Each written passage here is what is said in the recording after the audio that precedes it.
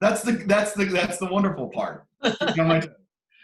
Thank you. So yeah, I've known Ellen for a long time. Before she even started the certificate program, Ellen has been taking a lot of classes at PPAC, and it was just been such an important part of our community at PPAC, and it's been such a wonderful thing to, and something I miss so much is being behind the desk and seeing Ellen walk in and have, a quick conversation, just say hi and check in. And so I definitely miss that. So it's nice to see your face, Ellen.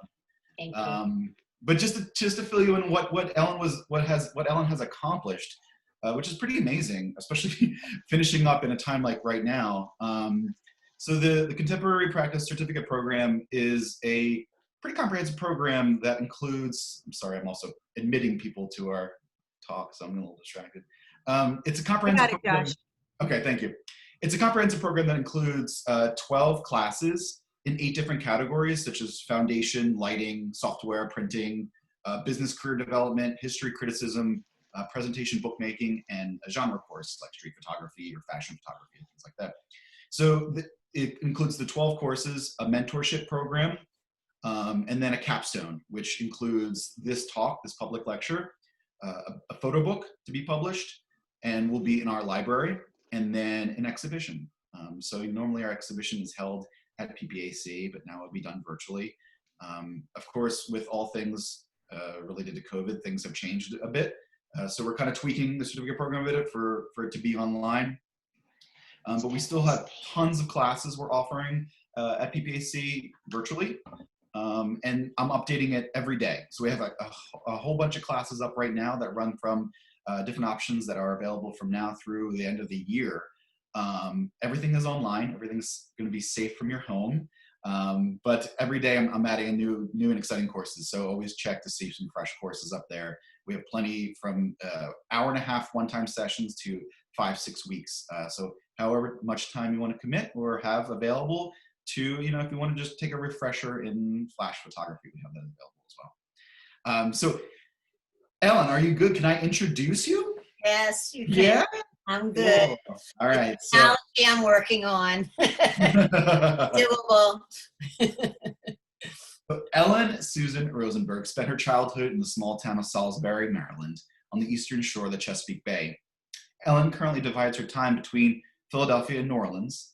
She holds a degree in art advertising from the University of Maryland, a degree in exercise physiology from Temple University, and a master's degree in occupational therapy from Temple University School of Allied Health. Her work has been shown in over 50 juried national art shows, that's amazing, as well as invitational and solo exhibitions. Ellen has exhibited her work throughout the United States, and she has had her work juried in Lens Magazine Dance issue, which is an international publication. Her work is included in Leslie Lohman Museum Collection, the William Way Art Archives, and private collections. She has been juried in the National Association of Women Artists and is a member of the American Society of Media Photographers and the Da Vinci Art Alliance. So it is my pleasure to introduce Ellen, and I'm really looking forward to your talk. Thank you. So thank you. I'm going to share my screen, and then I'm going to comment in reference to the program first, because it was great. So this is all new for me. I'm going to share the screen, right? I can do that now, right, Laurie? Yeah? Okay. And I have to find my program. Did oh, wait. you open it? I do the program first. Wait a minute. Yeah, you open it first and then you do it. Yeah. This is, you know what? I've learned a lot in the past 7 months.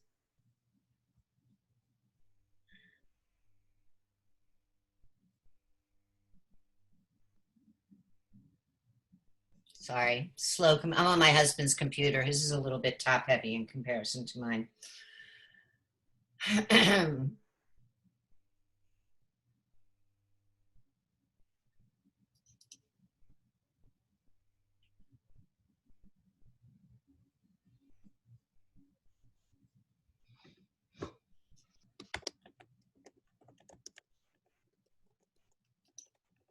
And then I push share, right? Once I open this? Yep.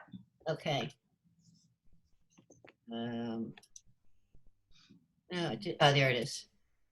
As she's getting set up, do you want people to ask questions, wait for after to ask questions? It's fine. How do I make it a full size so that you only see Go, the, go to slideshow oh, right, okay. and then just say play from start. Thank you. Mhm. Slide. Oh, that's right. That's what my husband taught me. We did practice this. So, okay. Looks Hi, great. all right. So I do initially want to share. First of all, thank everybody for coming. And I apologize up front because I can't see everybody's faces on the side. But I do want to just add to what Josh and Sarah said in reference to the program, because I had always wanted to do just plain art when I was growing up, and that was not something that you did. You had to support yourself, so that was fine. And when I found the time several years ago and I found the school, the one thing that I loved about it was I felt like it was made for me as an adult. And Josh is right, I started to take one or two classes, but they were wonderful because most of the people were like me, and meaning that we were a little bit, we were working outside the home. We had families or we didn't, but it was a little bit easier to manage. And the classes were 3 weeks or 5 weeks or one day, so it wasn't a 20-week commitment. And it did, Josh is right, it took me a couple of years of taking a class here and there before some people had said to me, you should do the certificate program. And I never dreamed of doing it. And then I came home to my husband and said, I want to do this. And he looked at me like, why? But I felt like I really wanted to get the mentorship and the learning and the direction. And Lori might not remember this, but before I was doing the program, she had asked me for something and she had commented about me being a professional, an artist. And I looked at her, I wish I could see her face. And I said, no, I'm not. I'm not really. And she said, okay, I'm not going to argue with you. I am telling you right now that I describe myself as an artist. And I know that I wouldn't have gotten here if it wasn't for the program. And I'm not doing it as a sales pitch. It has been amazing. So on to my project. I started photographing performance of drag queens probably over 20 years ago, and up in New Hope at the Cartwheel and the Raven, which are now parking lots, unfortunately. And I know my friends that are here that perform there are kind of laughing. So I only started to photograph them with film. I loved the shows. And then gradually, about 2006 or 7, I asked Michael Gardner, a pumpkin, I wanted to go in the back room because I started to realize what I was seeing was the performance, and I wanted to understand and see. They looked like they were having a lot more fun in the back room. So I asked Michael if I could come in, and it was very much an eye-opener for me. I said, I asked around if I could photograph. I had no idea what I was doing in reference to what I was going to take. I just know that I started to listen to them. I also carried around a little notebook and would write down what they were saying. I have always personally believed in any projects that I've worked on, even before this, that we often are a society of blurred gender, and that the identification for us comes from what society dictates. I had done a project on bodybuilders in that aspect of blurred gender when I used to do film. So it's always struck me to see how we can change how people see us just based upon what we wear and whether we put makeup on or we don't put makeup on. But I had never been able to see truly the transition take place around me. And so when I first got into the back room, I started to hear conversations, which I had written down also, which were, does anybody have any glue? Because you needed to glue on your eyelashes. Or, oh, this is a Mackie, do you like it? I mean, as they were putting on their makeup and getting dressed, or if it was drag king, so it was a female who was dressing as a male, whatever they were doing, they were becoming that individual, that gender that they were projecting out. And it answered for me a lot of what I have always perceived in my question of gender and how we identify in whatever gender it was.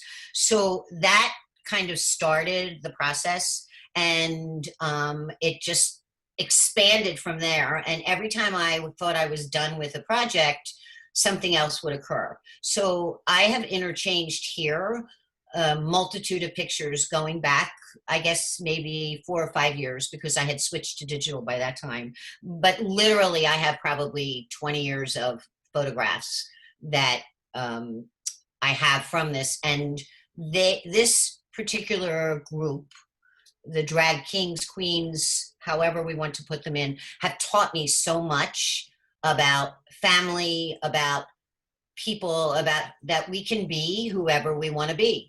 And it's becoming that person. So the suitcase is very symbolic because it's not a glamorous life. I mean, I think people probably have watched Pose and RuPaul, and whatever you see in those rooms is not what this is. These are usually, they're getting dressed in a bar in the back or in a little cubby where it's very dark and there's clothes thrown all over because they're busy changing for each performance, which go very, very quickly. And so the suitcase is one of my drag queens, Lee's. And it's when you open this particular suitcase, because everybody has to often bring their own mirrors. If you open this suitcase, it's mirrored with lights so that when she dresses as a drag king, she can use this and travel wherever she wants to go. And then it's loaded with all kinds of stuff. So when you become the image of your own imagination, it's the most powerful thing you could ever do. And I know RuPaul is kind of a cliche and what he represents. There's other things that we can talk about in reference to what he does not take on his drag shows. But I think that this particular quote says a lot for all of us, but in particular for my drag community, because it gives them power. And I don't know whether you can see this one or not. Whoops. It's one thing to make a photo of what a person looks like. It's another thing to make a portrait of who they are. I believe this completely. And most of my work has to involve knowing who they are and seeing things that maybe they don't necessarily see. So what I created in this particular Zoom is different than if I had done a show where you have verticals and horizontals, because if you want to create that ambiance. What I was creating for you is going back into what I saw when I walked into these, and still do sometimes when I walk into the room. It's almost like ADD chaotic, because you have 4 or 5 people getting dressed at the same time. Sometimes they have helpers. They have better makeup than I do.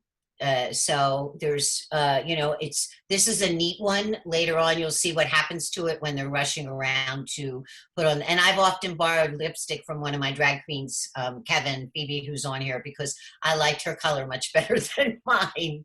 So this is what they come with.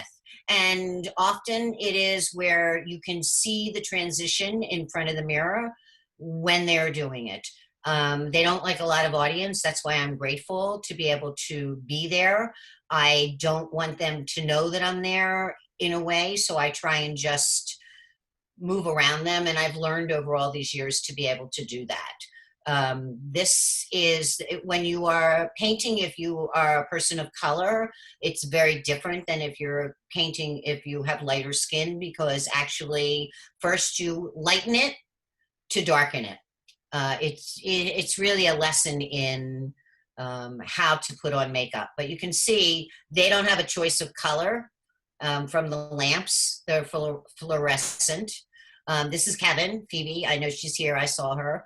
And she's one of my muses. She's one of the ones that brought me in right away in the beginning, and then it almost ignores me unless she wants me to take a direct picture, which doesn't happen. So her ability to truly become who she wants to be, depending on the costume that she's putting on, is really magical to watch. And even when I took this picture, I think she said to me she didn't even know that I had taken it, but I think it shows so much in looking, because I think it's so brave. This is Lee in the middle, and then this is actually pulling back to see the scene. Lee is a drag king, and I think she's probably here also. That was her green suitcase, as you can see, so that's the mirrors. And off to the left is Siani, and Ginger is over on the right, and Ginger is oblivious. You'll see some pictures that I've taken of Ginger, and she puts on her multiple stockings and her padding and everything, and then, but when the camera gets in front and she sees me with the camera, I can't get her not to look at me and put a smile on her face. So while she's dressing, she's oblivious to it. But this is the atmosphere that most of them get dressed in. It's not fancy. And you can see with Lee, there's a transformation that's occurring. She is becoming, within her, a he for her performance and for her own personal of who he is.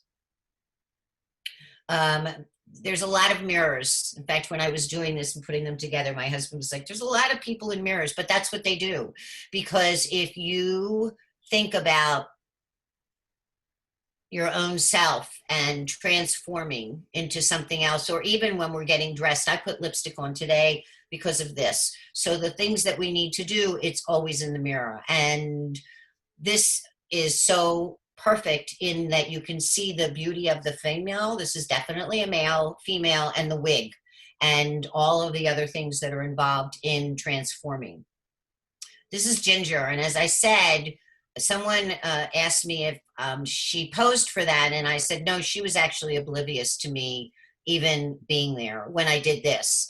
When she's fully dressed, then she will perform for me because she's already moved into that process. But during this time, she is concentrating on donning the garb. And so you can see she's building hips, which the first time I ever saw that, I hated them because most of us as female are trying to get rid of our hips. And the gay men who dress as women are putting them in, and her bra is padded, and multiple pantyhose. So it doesn't matter if they have runs or not, there's multiple pantyhoses that are involved for doing that. The person in the front actually is getting dressed as is a gay man dressing as a drag queen, and the person in the back is Siani, who happens to be transgender. And I think this picture is so old that she did not have her breasts yet. She does now, and there's some other pictures where she has them. And it was very interesting because for someone who always knew that they were a woman inside, when she did finally get her breast, I don't have the picture here, but she was getting dressed and she was standing there totally in front of me, buck naked, and allowing whatever pictures needed to be taken. If I have some, I just don't use them as much. But she wasn't looking out at me. She was busy getting dressed. But I recognized that for her, someone who always wanted to be a female, the idea of having breast implants and finally not having to create in her own imagination something of a body part that she desperately wanted, this was beautiful. So, but that's how they get dressed.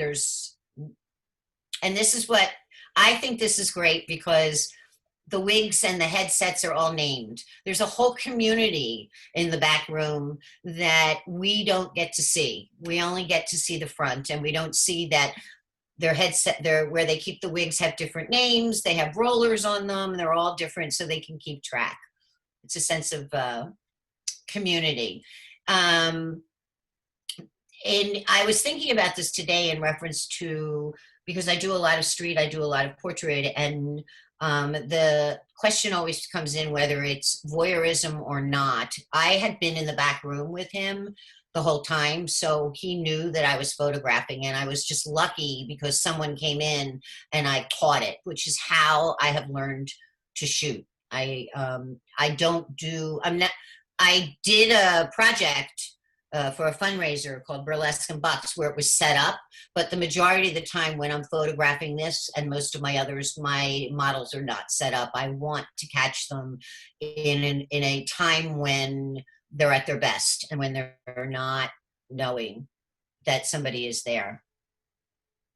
This, I think, might have been the third time that he had done drag, maybe the third, because the first one was I photographed him in 2016 when he was competing for Mardi Gras up at Raven. They have all these competitions. So watching this whole transition of how she is comfortable doing this, but it allows you to see the gear. If you don't have breasts and you don't want to, they use plastic that are made particularly for you, depending on the color of your skin. Or you can be like Ginger, who was the tall one with the, and she doesn't have that. She uses bras and then stuffs them. And sometimes what you stuff them with is bags of rice in stockings. They fill the rice so that they're kind of can move around a little bit, and they wear a bra. But often a number of people who are really very whatever, they're more comfortable in putting this on, and then they put their clothing on top of it. And you can see the girdle. And but as I said, the rooms are not pretty. And there's Ginger again. You can see she stuffed her bras. So if anybody, you're gonna wait. If anybody has any questions, we can, I guess, wait till the end.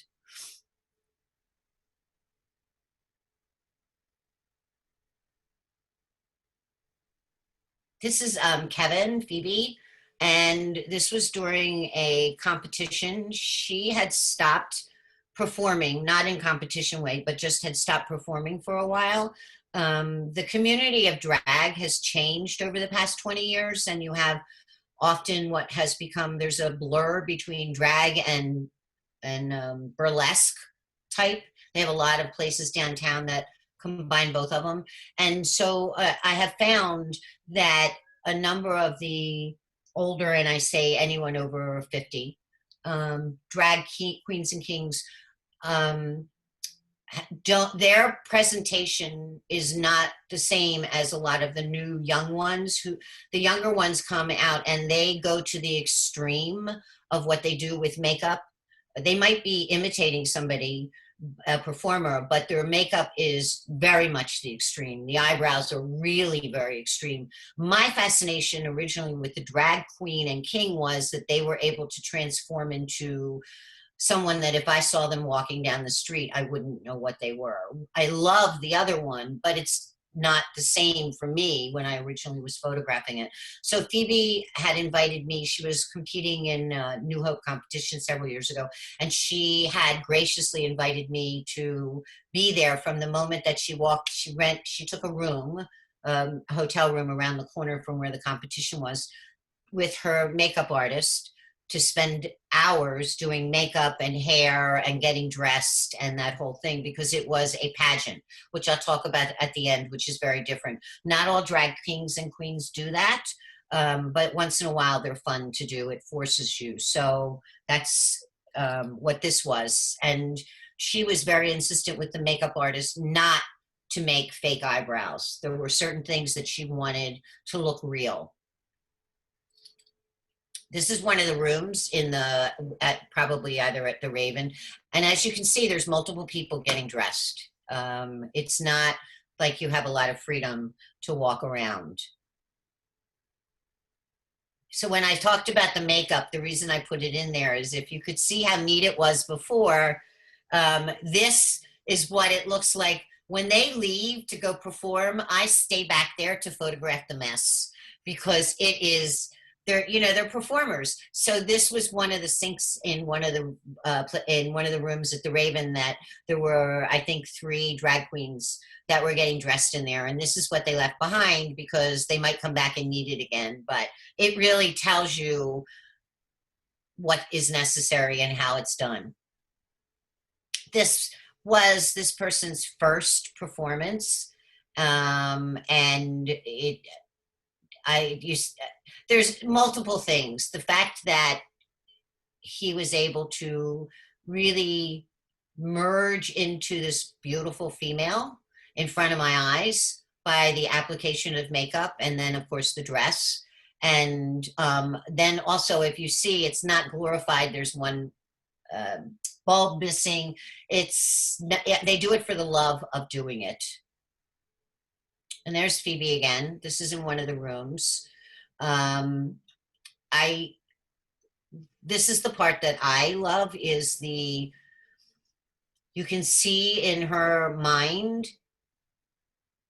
that she is doing what the rest of us do when we're getting dressed and we're about to go out. And it is, hopefully I saw in this someone who had already transformed into being that feminine part, which is why I think that the gender blurs more often than not. And the first class I threw this in because the first crit class I did with Dana, she had seen my work, and so we showed some of it, and someone asked her, I live this world. This is my world. I've been with it for 20 some years. This is my family. And so I'm kind of naive in how other people perceive the LGBTQ community, because it is my world. And I showed my pictures, like 5 or 6 of them. And the only thing that somebody asked is, where were the shoes? They said, I thought all drag queens have high shoes, that shoes are the most important. And I kind of laughed about it. The reality is, you need a lot of shoes, So this is Ginger. That is the other one that we saw in getting dressed. These are all from different times, but I think that it's really fascinating to be able to see the difference with just a wig, what a wig can do. Contact lenses, those are her eyes that she put contact lenses in for them. And this is the same person that you saw sliding up the stockings.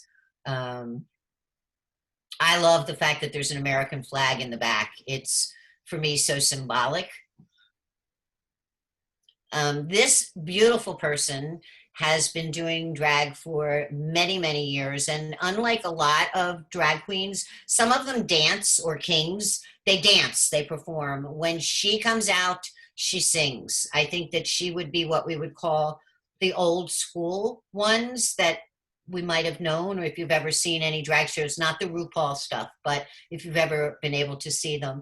And when I've taken pictures of her with just her makeup and no clothing on, and the presence is there. It's absolutely beautiful to look at. So that's what I wanted to capture when she was waiting to perform. It was when this place that we used to go to with the Raven was closing down, so we were having this big celebration for everyone, and when she performed, it was beautiful. She moved into the transition.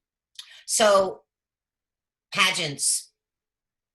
For some people, pageants are a big deal, and this is a little pageant that was a Mardi Gras pageant that they used to have every year, and it actually was a fundraiser where it was up in New Hope, and after Katrina, what we did was that we were raising money for an AIDS hospice organization in New Orleans, and the owners at that time would match whatever we would raise, which was nice. And so you go through the process of, when the drag queens are performing, you put $1 someplace. You give them $1, you stick it into their shirt, they'll come and dance on your lap. There's so many extensions on this project that I could show, that it would go on forever, just to show the audience and how they react to this. So this was the second year that he was performing. The first year was the first Mardi Gras competition, and he won. So now he was giving it to someone else for this particular competition. This actually, queen does not let anybody photograph her in the back room.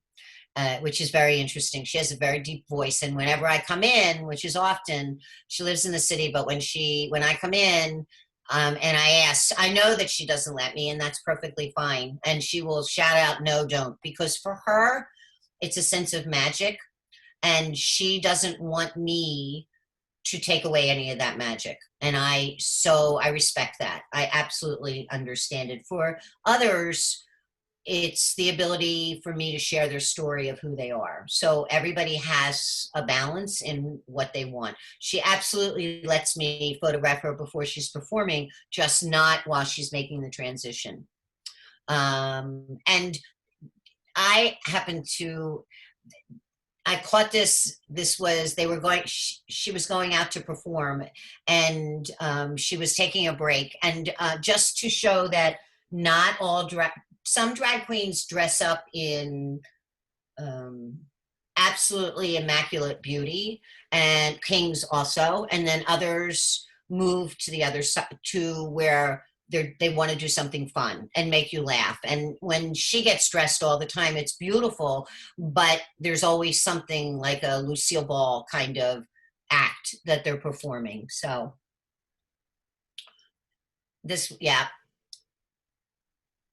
you can see it's very, very different. This was we had set up a tent, and we were doing a summer performance. So a tent was set up behind the pool, and gracefully, I was the only one that was allowed back in there except for the performers. So it's really, for me, very magical to be able to catch them in this atmosphere. In reference to the makeup, it's very interesting as a photographer because I use a flash for this, but that's all. It's because I'm not walking around with a tripod or anything else. I use a flash. I got to bounce it someplace because I don't want it to get in their eyes. And interesting, they have to apply a tremendous amount of makeup. So you often find, I do as a photographer, if you see the woman in red, that's applied heavy where the line is down the side. And Siani actually does that too. And because when they go out on a stage, you don't see it like that, but it's also to emphasize it. It's my job, not for these two, but when I photograph her, because she's a pageant queen, she wants me to take out all of the stuff that she puts in, so her nose doesn't look the way she makes it look for a stage, that's what she said to me. You're the only one who can not show it. And I want to say, well, don't paint it in, but I know why they do it. It has to be applied tremendously. This was during one of the pageants also. And as you can see, they're really not aware of me at all, but what goes into it. And it was in a back room. This was in a firehouse, and everybody was getting dressed in the same room. This is Pumpkin Michael. He is one of the first.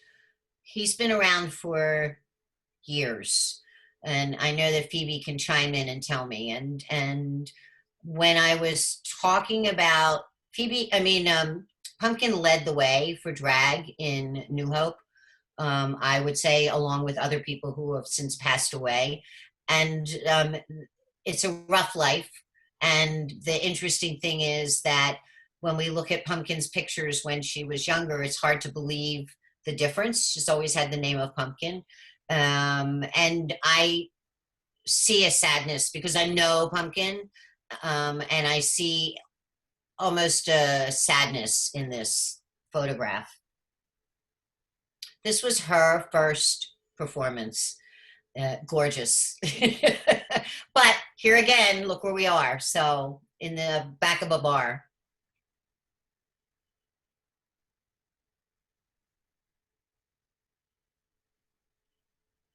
This is a drag king. This is Lee. Lee, I'm sure you're here. And I had actually not had the privilege until a couple of years ago to photograph a drag king. So it's really wonderful to watch the transition. And they do the same kind of competitions as the drag queens. This is a female who dresses like a male. Whether they prefer to be a male is totally different. But this is someone who dresses and performs as a male, although you will see that I have a picture of Lee in a dress, and that kind of floored me. But this was the Mr. Lancaster. It was a competition. They're amazing to see.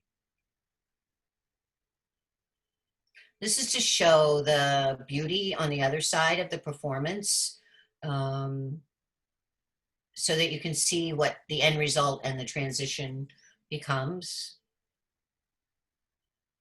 This is Lee, just last year. And when she got dressed and I went to take a picture, I have other pictures of her in the back room. She had this big orange cape on. I've never seen Lee in a dress, ever, because Lee is a drag king.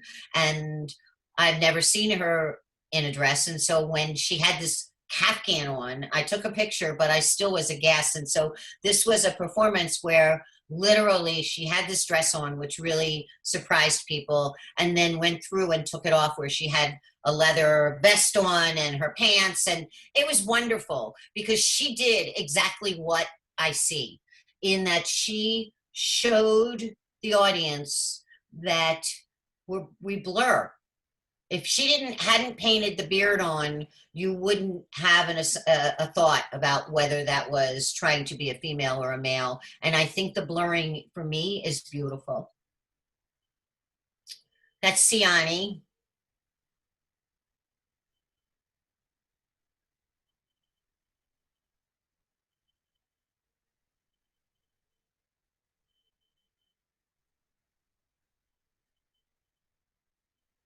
This is before the wig went on, which I love to take. Okay, so this is Siani. This is she's a transgender, not complete, but is, and is very happily, has a companion, a boyfriend. She works in a hospital in New Jersey, but performance is what she loves. And this was at one of the competitions downtown, where I'm often invited to photograph the performances where they're doing competitions, they're pageants. And I would say that everyone that was at this performance was transgender. And I'm just going to throw this out there because RuPaul won't take anyone on his show, and I hope maybe Phoebe can correct me, if you've had any altercation in your body. And that's always been if you have breast implants or anything, he won't take you, because his definition of drag is that you are male going into female when you're changing. There's a whole different lineage of what's acceptable and what's not, even among the drag community. So on that one particular, at this performance, the majority of them were transgender, meaning that most of them had breasts, but they still probably had their male genitalia. And I photographed the pageant, and I was also in the back room. So Siani won that one. And this is Kevin, Phoebe, who was wearing the purple. And sometimes they will perform as someone, like this is Tina Turner. And so when they perform like this, there are rules. You can't have any of your part of your body showing. You have to have certain things. It's really very interesting. She wears a breastplate, so that can't necessarily show as something that's beyond showing where the cleavage would be. But she performed, she's very, very tall and gorgeous. So she performed as Tina Turner. And I've had people say to me, is that Tina Turner? So that's another part of the drag community, where somebody will perform imitating somebody else, or they will make it up. It's huge. It's vast. This is a friend of mine from New Orleans, also a transgender. And she actually, when I first met her, I met her performing, but I had lunch with her one day, and she walked down the street, and I don't think that anybody would have known whether she was male or female. Now, she does not have breasts because she doesn't have the money for it, and insurance won't pay for it, which I think is very sad, because people who, and that's a whole nother story for me, but people who in their body know that they are not that particular sex, that is painful. No one wants to live their life not being in their own spirit. People don't choose to do that. And I think if there's one lesson that can be learned from all of this, is that we don't choose to love someone of our same sex. We don't choose to want to be a male or a female. We choose to perform because it allows us to be who we can be in another sense, but we don't choose this.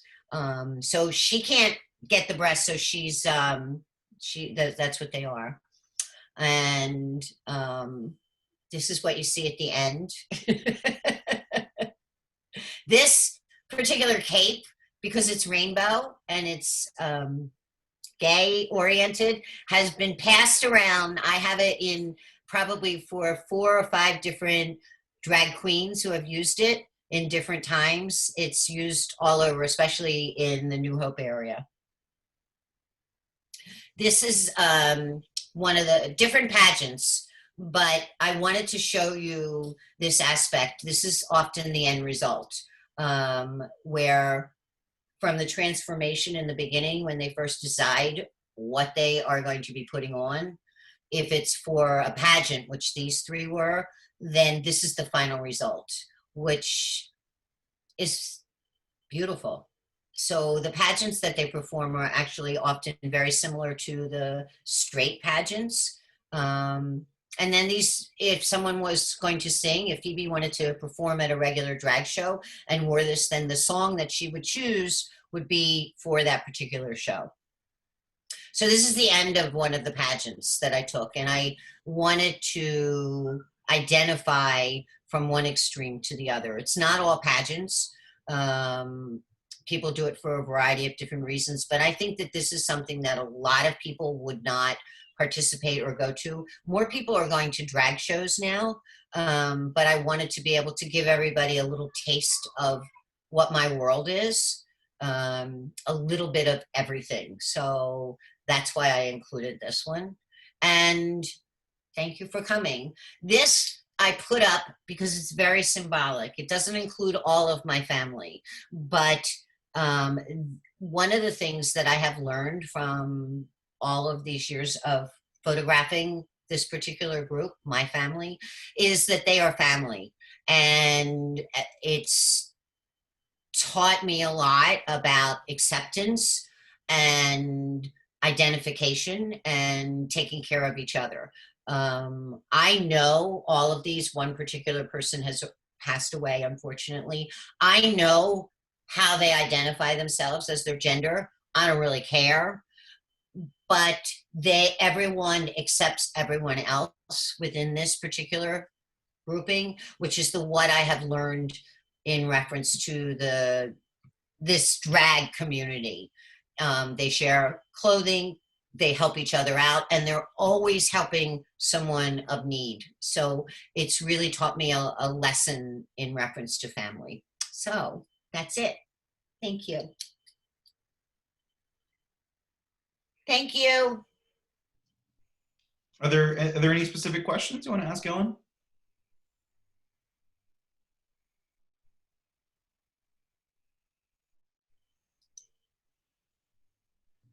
Thank Sure. Hi, Alan Reed here. Hi, Reed. Well, you told us about that you had been doing this for decades now, but I wasn't sure if you covered this or not as to what actually got you involved at the start. It had to be a time when you weren't doing this. No, well, there was, and I think the gay community has always been part of my community. So I went with, and Phoebe will know this, with Rick Shaw, a dear friend of ours who passed away. I went with him and Joey up to a place up in New Hope to see a drag show. And as I said, I was enthralled by it. I loved the performance. And I actually felt, because when I had to spend time writing my artist statement, I've gone through a lot of transitions, and Gregory, one of the professors, and I don't know whether he's on, he had me do this thing called It's a Circle. And I know this is wrapping it around, but I'm going to explain what brought. So I was enthralled with the people and the performance, but if you fast forward 20 years, what I was most drawn into was their acceptance of each other and other people. And I had always, my whole life, been seeking a world where I was accepted. And I know I'm 68, so it doesn't appear that way. But as a younger person, it was finding that acceptance. And in that world, particularly in the drag world, there is a huge amount of acceptance. So I think what drew me to it was that acceptance, but it was also the performance, because I think that we are mirrors, and we, in other people, we see a reflection. And so for me, I've always felt that most people I know are gender blurred, that if we are told to fall in love with a man if we're female and vice versa, but if we allowed ourselves, we would fall in love with the other person, not, and then find out what if you met a drag queen who you thought was a woman and you fell in love with them or something, or you were great friends with them, would you change if they put on their man clothes? Would it change how you felt about them if they put on your man? And so for me, the draw was, this is a place where I am safe. That's what started it. For whatever reason, I am completely safe within that world because they are the bravest people that I know. And I think that's, they are truly brave. I wanted to piggyback on that. Hi, Ellen. Hi, sweetie. I'm Kevin, AKA Phoebe. For me, there's different aspects for all of us as to, whether you're trans or whether you're not. For me, Ellen has given me an opportunity to truly express both sides of myself, and I'll explain that a little bit further. For me to find a relationship, I'm a perfect split down the middle. I'm able to walk in this world as an attractive man and a beautiful female. But it's hard to find somebody to love me for both of those things, because society wants you to be either a beautiful woman, like I could have a relationship with you, but you have to have breasts all the time, or I like you only as a male and I don't want the other side of you. So it leaves me to question whether I'm enough. And Ellen has allowed me to accept the fact that I am enough. And that if you're not willing to accept me for who I am as Kevin, AKA Phoebe, then that's okay. I'm okay with myself. But coming through this whole transition was a hard time for me. Like growing up when I was younger and people said, you're really pretty. And boys aren't supposed to be pretty. So I fought that for the longest time until I came into my own. And I used to perform doing what other people thought I should do. And I would get dressed and do it. If I didn't feel my performance, I wouldn't go on. But I had to give myself the acceptance to say, you know what, if it's not how I truly feel, then it's not going to come across, and that's okay. So I want to thank you for giving me that opportunity and expressing it in pictures. And I want to thank you guys for all being there. I hope this gives you an insight to, it's not always what you see on the outside.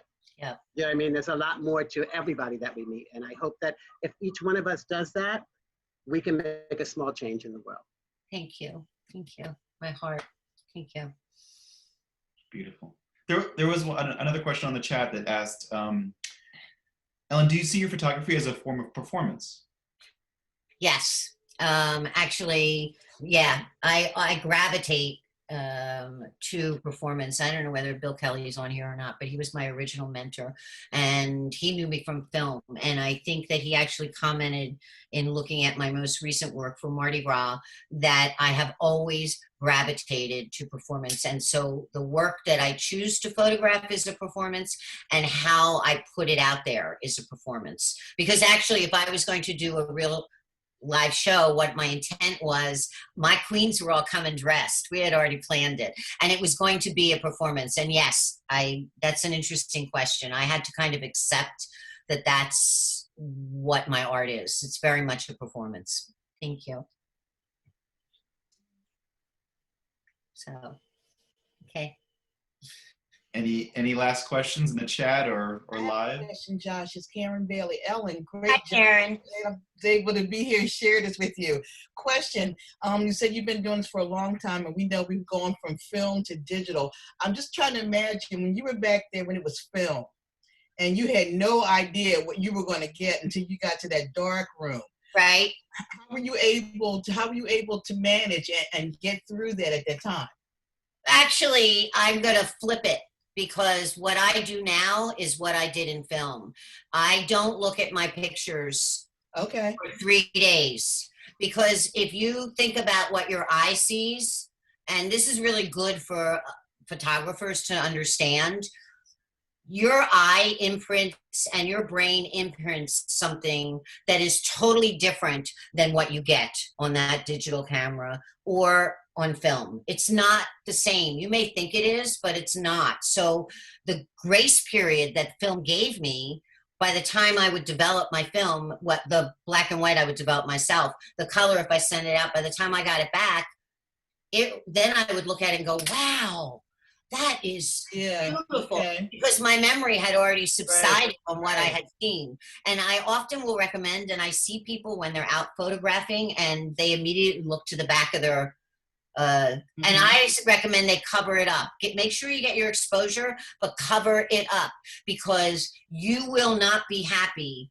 with what you see. If you're doing it from an artistic standpoint, I'm not talking about documentary, I'm not talking about, but if you're doing it strictly from an artistic standpoint, you're not going to be as comfortable if you keep looking, because the eye is so different than you've got so many senses going on taking a picture, and you're taking it from a three-dimensional to a flat surface. So it cannot be an absolute duplicate. You're going to be disappointed. So that's it. That's how I do it. And I agree with you, because I don't use the live view either. I don't use that. I mean, I wait till I get back to the computer and put the pictures out there and see what's there. So you're right. I agree 100% with that. Yeah.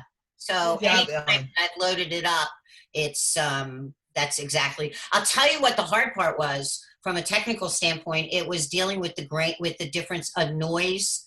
Yeah. Grain. Grain is wonderful, and grain is an asset, but noise isn't, especially in the rooms that I was in. They had dark walls, dark furniture. Lights, and you can't always bounce your light off of something if you're using a flash. So that was the hardest for me in the transition to get used to. I find I take much more photographs, or I did take a lot more with my digital camera than I normally would have in my film days, because dealing with noise was much easier for me than the color difference of not having. I have no control over anything that's going on. And sometimes for the drag shows and the performances, they'll throw in red and green lights during the performances, which totally throws thing off. So well, great job. Congratulations. Thank you. Are there no more questions? Because I just want to thank everybody for some. We do have two more if you do have the time. No, I have time. Go. Okay. So there's another question that asks, have you ever considered doing a more in-depth individual study of any of your subjects away from their arena of performance? Yes, that was our plan, actually. This is my question. Oh, hi. Yes, actually, that was my plan, because we have been talking about what family means, but it was before COVID. And I actually had already spoken to Kevin and spoken to Lee, and actually the plan was that I wanted to meet them in their own venue and be in their house with Kevin, with his family, and Lee. And COVID hit. And I only got to Lee's house once, and it was great. It happened to be when they were, it was before COVID, and it was in February, I think, or March, and they were going to perform and someplace. So her family, who are mostly performers, were there sitting around the kitchen table. They were joking. They were telling stories. Lee was sharing part of her life with me and with the others. And I didn't want to leave. I was there for 3 hours photographing. It was wonderful, but that was the only one I got to do. I have an app on my phone now that one of my other photographer friends gave me called Rev, so that I can now record and then put it right up into to my computer, so it'll come out with, I won't have to retain what they're saying as well as taking the pictures. But that's my goal. That's my next step, is to do family. Because now with everything, the way things are going in our world, I think family is so important, and how we create our family and who they are. It's not always blood. It's created from so many other things. But yes, that's what my next part of my project. It's never ending. And every time I tell my mentors I'm done, I'm never done, because it's they're very intricate. It would be like me photographing my own family when I photograph them. So that's my next step, is to show who they are in the real world. Hey, Ellen. Randy Rosenberg, the other Randy Rosenberg, has his hand up. Where is he? Actually, I do. I think I know you, Ellen, and I appreciate it. I have a question, a quick one. You're in the midst of a group of individuals who, a fraternity, a sorority, that particularly in these election year, are politically on one side or another of population approval or disapproval. Does anybody that you know get involved politically? Is there a push for voting? Is there? Yeah. Is Lee here? I don't know whether is she here? Yeah, there is. There's I think it's more of a teaching and a gathering of groups. I know Lee's involved with high school gay lesbian community, which also gives the support. They're not voting yet, but yeah, I believe that they are as passionate as the rest of us. What's Olsen? What is that, Denise? GLSEN. Oh, that's the name of it? I can't see her. So yeah, in answer to your question, I'll answer it. If other people want to answer it, yes. Within Philadelphia, there's a large community that's very politically oriented. And Brian Sims is gay and is active politically because he's a representative in in Philadelphia, Pennsylvania. So. Is that it? Are you reading the question? Thank you, Ellen. Okay, I just want to say, oh, thank you. I just want to say thank you to the Photo Art Center because I said in the beginning, and for all the mentors, for everyone, for Greg and for Jill,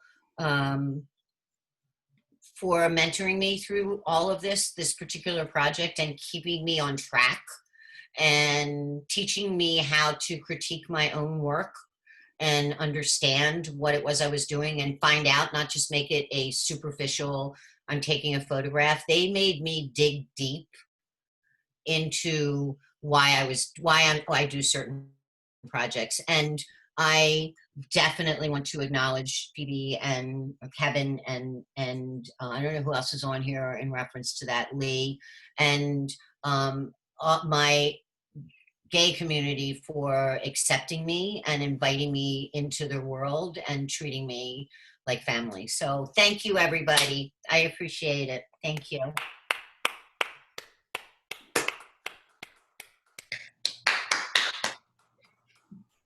Thank you, Ellen. Thank you, Ellen. Thanks, Ellen. Thank you, Ellen. Wonderful. Wonderful. Thanks. Great Ellen. work, Ellen. Thank you, Ellen.